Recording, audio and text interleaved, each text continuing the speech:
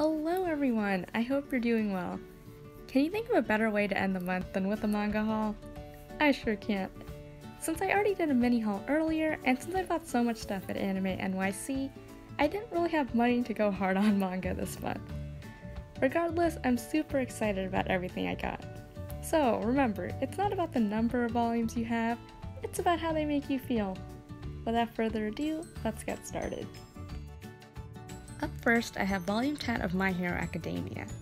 Funny story, I actually don't own any of the first 9 volumes, but I actually saw Volume 10 on sale for $2 randomly on Amazon one day, so I just bought it right away.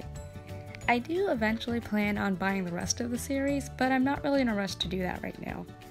I know there's a lot of talk out there about whether or not My Hero Academia is worth the hype it gets, and I personally think it is.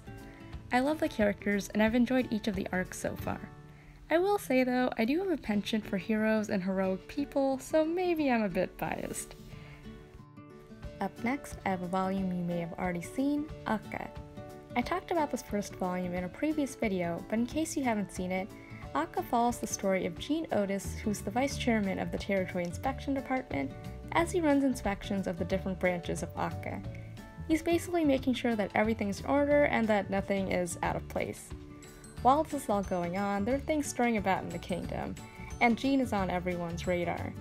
I thought this was a nice read. If you're into slow-burning stories and political drama, this might be something worth checking out. Next, I have Volume 1 of Welcome to the Ballroom, which I bought used at the convention. I was excited to pick it up because while I've heard good things about the anime, I've heard excellent things about the manga. I've only read the first chapter so far, which is about 1/3 of the volume. I felt like I could really sympathize with Fujita just from that one chapter though. He wants to find something he's good at, something he can be passionate about that'll basically boost his confidence.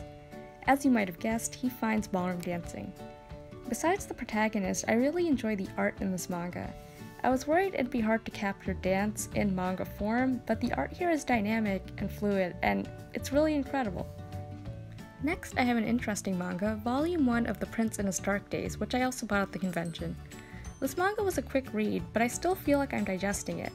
It follows Atsuko, who lives an impoverished life because of her father. Her life takes a complete 180 when she's asked to be the stand-in for the missing heir to a major company simply because she resembles him.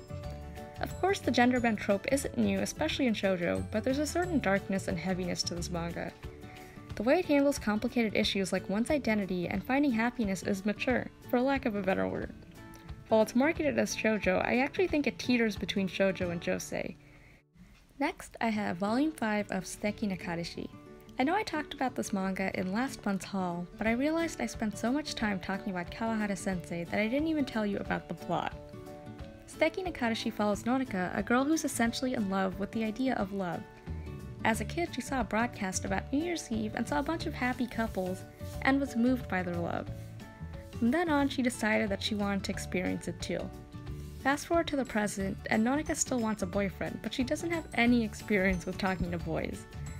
I think this manga is cute and funny, and it's heartwarming seeing the lengths she'll go to find a boyfriend. And of course, I'm rooting for her to succeed. The last item in this video isn't even manga.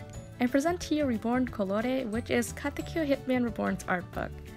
Reborn was one of my favorite anime back in high school, and something that always drew me in was Amano's art. I like the way she draws eyes and facial expressions, and clothes too. My only gripe with the art book is that it's kind of small, and I know that's totally superficial, but I feel like it'd be easier to admire her art if it was in a larger book. Can't really complain though, because I'm glad I get to pull this book out whenever I want, and whenever I'm in the mood for art. And that's it for this video. I can't believe it's been a month since my first video and my first manga haul. Thank you for sticking with me on this journey. Bye for now, and I'll see you in my next video.